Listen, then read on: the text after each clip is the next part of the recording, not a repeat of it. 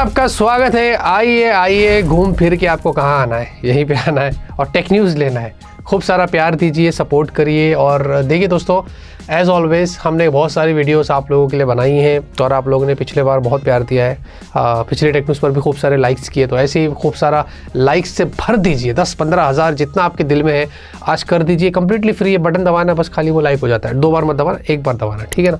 और अगर आपने सब्सक्राइब नहीं किया तो कर लीजिए। आपका प्यार और सपोर्ट मेरे लिए बहुत इंपॉर्टेंट है। ज़्यादा वेस्ट नहीं करते, बहुत बातें हो जाती है, वैसे टाइम वेस्ट नहीं करते, सीधा फोकस करते हैं टेक न्यूज़ के ऊपर। पहली जो खबर है ना, वो बड़ी इंटरेस्टिंग है। ट्रंप ऑर्गेनाइजेशन, मतलब अमेरिका के अंदर जो डोनाल्ड ट्रंप है, इनकी जो गवर्नमेंट है, इन्होंने अपना खुद का एक स्मार्टफोन लॉन्च किया है। इसका नाम है T1। मेरे को फ्रीडम 251 की याद आ गई। एनीवेज, आप पहले इसकी स्पेक्स सुन लीजिए। एकदम मीडियोकोर फ़ोन है, जैसे कि आपको उसमें AMOLED 120 हर्ट्ज़ वाली डिस्प्ले मिल रही है और 5000 mAh की बैटरी है, 20 वॉट की चार्जिंग है। एप्पल भी दूर से देख के हंस रहा होगा, आ गया तू भी हमारे लाइन पे। और साथ में 50 का रियर कैमरा, लेकिन अल्ट्रा वाइड नहीं है, 2 मेगापिक्सल के सेंसर है। और चिपसेट के बारे में ज़्यादा कुछ इन्फॉर्मेशन है नहीं। वैसे $500 का ये फ़ोन है, मतलब 40,000 रुपये के ऊपर इसकी प्राइस है। और $100 इसको डिपॉजिट देकर अभी इसकी वो स्टार्ट हो जाएगी सेल, मतलब कमर्शियली कर दिया उन्होंने। सितंबर से बोर्ड अवेलेबल होगा। और इतना ही नहीं, मंथली प्लान्स के लिए भी उन्होंने सिम लाया है, जिसमें $47 समथिंग मंथली पे करना है। तो ये मैन्युफैक्चर और डिज़ाइंड इन अमेरिका, हाँ, मेड इन अमेरिका स्मार्टफोन है। तो इसके लिए उस पर ज़्यादा फोकस करके वो बता रहे कि देखो ऐसे करो। एप्पल को कितना ताना मार रहा है दूर से देख बैठ के कि देख मैंने मेरा खुद का फ़ोन बनाया, इधर ही बनाया, तो इंडिया में बनाएगा ना, देख मैं तेरे को दिखाता है। तो ये करके उन्होंने ये फ़ोन लॉन्च किया है, फ्रीडम 251 पार्ट 2। देखिए व्हाट्सएप के ऊपर क्या था कि अभी तक आप पूरा मजे ले रहे थे, है ना। काम धंधा छोड़ के दूसरों की ज़िंदगी में झांक रहे थे, स्टेटस वेटस मस्त देखते ना। तो स्टेटस में क्या होता है, एक दूसरे को जलाने के लिए डालते हैं। मैं इधर गया, मैं उधर गया, इधर पोस्ट दे रहा हूँ, वो इधर पोस्ट दे रहा है, बहुत कुछ होता है। ताने मारते हैं लोग स्टेटस के ऊपर। तो हमारे खानदान में तो आजकल यही चल रहा है। तो छोड़ो। तो बेसिकली अभी क्या हो गया ना, व्हाट्सएप में स्टेटस के अंदर एड्स आने वाले, ये ऑफिशियली कंफर्म्ड हो गया है। अपने जो जकरबर्ग, क्या ना, मार्क जकरबर्ग, हाँ उनका ये नाम है, उन्होंने कंफर्म कर दिया है। और उन्होंने बोला है कि भाई ये स्टेटस में अब एड्स आ जाएंगे, प्लस जो चैनल से उसमें सब्सक्रिप्शन वाला फीचर भी आ जाएगा। यानी कि वो दिन दूर नहीं है जहां पर अब व्हाट्सएप के अंदर एड्स हटाने के लिए आपको पैसे देने पड़ेंगे। अभी तक तो सब कुछ फ्री था, लेकिन अब आपको पैसे देने पड़ेंगे। चाहिए स्टेटस देखिए, बीच में एड्स भी देखिए। मैं भी देखता था, मेरा क्या। OnePlus Nord 5 और OnePlus Nord CE5, भाई देखिए ये दोनों स्मार्टफोन्स इंडिया के अंदर जुलाई के महीने में लॉन्च होने वाले हैं। ऑफिशियल लॉन्च डेट आ गई है 8 जुलाई। जी हाँ, 8 जुलाई को, 8 तारीख को अगले महीने ये दोनों स्मार्टफोन्स हमारे हाथों में होने वाले हैं। अब यहाँ पर अभी तक इनकी जो स्पेक्स लीक हुई थी, उसमें चिपसेट की अगर बात करें तो इतना बताया जा रहा था कि OnePlus Nord 5 में होगा स्नैपड्रैगन 8S Gen 3 और OnePlus Nord CE5 में होगा Dimensity 8350। तो अब मुझे नहीं पता कि ये कितना लोगों को पसंद आएगा या नहीं आएगा, क्योंकि स्नैपड्रैगन 8S Gen 3 तो पिछले साल की चिपसेट है। 8S Gen 4 होता तो शायद कुछ बात बनती थी। अगर चिपसेट फिर पुरानी दिए हैं थोड़ी सी, तो उसमें फिर उनको प्राइस भी वैसी रखनी पड़ेगी। तो मुझे अभी कुछ पता नहीं है, लेट्स सी। हमारे पास आए हैं, हम अनबॉक्सिंग करेंगे, आपको इनके बारे में या तो फुल रिव्यू करेंगे, सीधा मुद्दे की बात करेंगे और डिटेल में बताएंगे।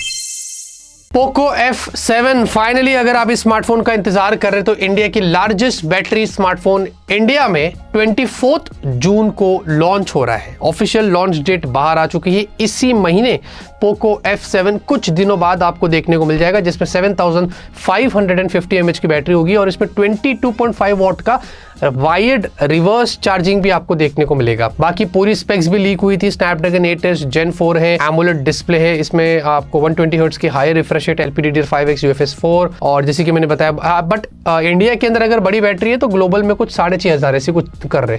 तो अच्छा है कि उन्होंने इंडिया को चूज किया कि उन्होंने बड़ी बैटरी यहाँ पर लेके आई। तो ये सारी चीजें हो रही है। देखते हैं दोस्तों कि क्या प्राइस होती है, 40,000, 35,000, 30,000, मेरे को कुछ पता नहीं है, लेकिन अनबॉक्सिंग करके आपको इसके बारे में जल्दी बताएंगे। नूबिया के बारे में किन किन लोगों को पता है, हाथ उठाइए। कमेंट में जल्दी कमेंट करिए, पॉज करिए वीडियो, कमेंट करिए और बताइए नूबिया के बारे में आपको पता है।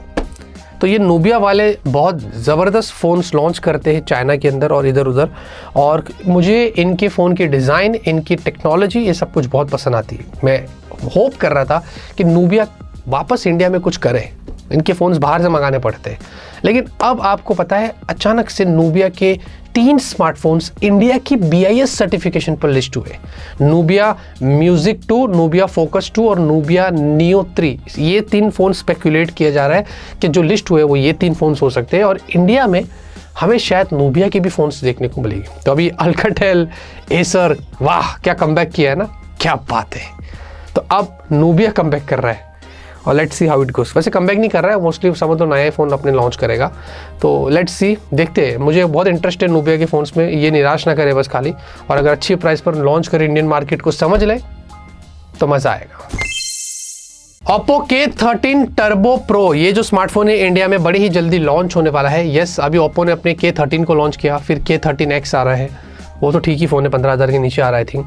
और K13 जो टर्बो आ रहा है, या टर्बो प्रो जो भी आ रहा है, ये स्नैपड्रैगन 8S Gen 4 के साथ आएगा और अराउंड 30,000 की रेंज में या 35,000 के आसपास आपको ये फ़ोन मिल सकता है। इसमें ज़्यादा कुछ खास इन्फॉर्मेशन हमें देखने को मिली नहीं है। 144 हर्ट्ज़ की आपको OLED डिस्प्ले भी मिलेगी, तो ये कुछ चीज़ें निकल कर आ रही है। तो ये स्मार्टफोन भी बोल रहे हैं कि जुलाई में इंडिया में लॉन्च हो जाएगा। अगर आता है, अच्छी प्राइस होती है, तो इसके बारे में भी आपको ज़रूर बताएंगे। वीवो की तरफ से आज 3 खबरें आ रही है। पहले तो आपको बता दूं, बोल रहे ऐसा कि जो एंड्रॉयड 16 आएगा, मतलब जो फन टच OS वाला जो एंड्रॉयड 16 आएगा, उसमें आपको मेजॉरिटी ऑफ द फीचर्स जो है वो चाइना वाला जो ओरिजिन OS है उसकी तरह देखने को मिलेगा। मतलब कंप्लीट मर्ज नहीं हो रहा है, मतलब ऐसा होगा कि आपको बहुत सारे फीचर्स कंप्लीट रीडिज़ाइन में बोल सकता हूँ जो इस बार हो जाएगा। और मुझे लगता है कि अगर ऐसा होता है तो जैसे कि One UI 6 से सैमसंग ने One UI 7 में एक बड़ा लीप लिया था, शायद इस बार फन टच OS में कुछ वैसे हो सकता है। मुझे इनके सॉफ्टवेयर से ही कंप्लेंट रहता है, ज़्यादा कुछ खास वैसे इनके फ़ोन्स में कंप्लेंट रहता नहीं है। तो ये सॉफ्टवेयर को अगर थोड़ा अपग्रेड कर दे और ओरिजिन OS जैसे कुछ फीचर्स हमें दे दे, तो आई थिंक कुछ बात बन सकती है। तो ये एंड्रॉयड 16 जब आएगा, फन टच OS 16 जब आएगा, तो उससे खुलासा हो जाएगा। बाकी वीवो X फोल्ड या फोल्ड प्रो या पता नहीं क्या जो भी है, ये जो स्मार्टफोन है ये 25 जून को लॉन्च हो रहा है, और इंडिया में आई थिंक हमें वीवो का X Fold 3 Pro देखने को मिला था, तो ये उसके बाद आने वाला है। और इसमें बड़ी बैटरी होगी और बहुत सारी चीज़ें इंप्रूवमेंट्स होने वाली है। तो ये भी लॉन्च हो रहा है चाइना के अंदर, इंडिया में नहीं। उसके बाद शायद हमें इंडिया में देखने को मिले या ना मिले, इसके बारे में कोई कंफर्मेशन है नहीं। और वीवो का जो X200 फैन एडिशन है, इसकी इंडिया की प्राइस लीक हुई है, 55,000 पर ये स्मार्टफोन लॉन्च होगा ऐसा बताया जा रहा है। जैसे कि OnePlus 13S आया है ना वैसे, लेकिन OnePlus 13S जो है वो कॉम्पैक्ट फ़ोन, उसमें तो स्नैपड्रैगन 8 एलीट है।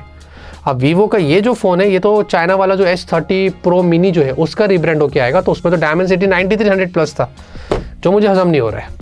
तो लेट्स सी कैसे करते हैं ये लोग और क्या होता है, और अच्छी प्राइस पर अगर ये फ़ोन आ जाता है तो अलग बात है। सैमसंग गैलेक्सी M36 5G, जी हाँ, सैमसंग गैलेक्सी M35 आपने देखा, एक अच्छा स्मार्टफोन है जिस पर हमने फुल रिव्यू किया था, बहुत सारे फीडबैक्स दिए थे एज ऑलवेज। तो अगर आपने हमारा रिव्यू नहीं देखा है, अनबॉक्सिंग तो आप देखते ही फर्स्ट इंप्रेशन होता है, उसमें ज़्यादा बता नहीं पाते, उसमें सिर्फ 1-2 दिन टेस्टिंग होती है। बट हाँ, कुछ फ़ोन्स ऐसे होते हैं जो 15-20 दिन से भी पहले आ जाते हैं, वो अलग बात होती है। लेकिन यहाँ पर M36 आ रहा है, इसमें अनफॉर्चुनेटली ऐसा बोल रहे हैं कि वही सेम चिपसेट होगी जो M35 में थी, Exynos 1380, which is kind of disappointing, जो मुझे लगता है कि ऐसा नहीं होना चाहिए। अगर होगा तो फिर भाई फिर देखते हैं कि उसके अलावा क्या अपग्रेड करता है सैमसंग, वो देखना पड़ेगा। तो लेट्स सी, देखते हैं। M36 का जो लिस्टिंग है अमेजोन के ऊपर आ चुका है, और ये फ़ोन कितना जल्दी आता है ये तो वक्त ही बताएगा। AMD जो है बताया जा रहा है कि इंडियन मार्केट को लेकर काफ़ी सीरियस होता जा रहा है, और उन्होंने इंडियन गवर्नमेंट के साथ बताया जा रहा है कि मेड इन इंडिया GPUs बनाने के लिए जो है पार्टनरशिप के लिए हाथ बढ़ाया है। मतलब लोकल चिप इंडस्ट्री या लोकल चिप मैन्युफैक्चरिंग जिसको बोलते हैं, उसमें काफ़ी इंटरेस्ट जताया है उन्होंने। आगे चल के वो लगभग $400 मिलियन का इन्वेस्टमेंट प्लान भी बनाए हुए हैं, खास करके इंडिया के अंदर। तो मुझे लगता है कि AMD की मार्केट इंडिया के अंदर वैसे अच्छी चल रही है। उनके लैपटॉप्स जो AMD वाले आते हैं मैं यूज़ करता हूँ, इनफैक्ट मेरे पास जो हैंडल्ड है जो मैं गेम खेलता हूँ PC वाले, उसमें भी AMD की चिपसेट है, तो इनका सपोर्ट अच्छा है। बट लेट्स सी कि एनवीडिया को कैसे कम्पीट करता है, और इंडिया में अगर ये सारी चीज़ें उनकी हो जाती तो इससे कितना फ़ायदा AMD को होता है, हमें कितना फ़ायदा होता है, ये तो जब हमें इन्वेस्टमेंट होगा और मेड इन इंडिया वाले जब हमारे गवर्नमेंट अप्रूवल आएगा तो ही पता चलेगा। आज की वीडियो खत्म होती है, उम्मीद करता हूं आपको आज की वीडियो पसंद आएगी, लाइक करिए। तब तक के लिए ऑलवेज कीप स्माइलिंग।